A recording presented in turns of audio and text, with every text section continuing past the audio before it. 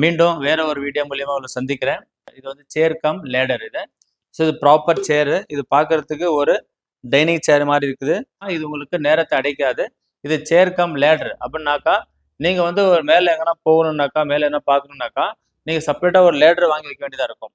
அந்த லேடரை வாங்கி வைக்க வேண்டியது என்னன்னாக்கா, எப்போ நீங்கள் உங்கள் மேலே ஏறுறீங்களோ அப்போ மட்டும் தேவைப்படும். மற்ற நேரத்தில் அது வந்து வேஸ்ட்டாக ஒரு இடத்துல வீழ்ந்திருக்கும். இப்போ இது வாங்கினீங்கன்னாக்கா உங்களுக்கு 2 வேலை செய்யுது. இப்போ நான் இதை லேடராக கன்வெர்ட் பண்ணி காட்டுற பாருங்க.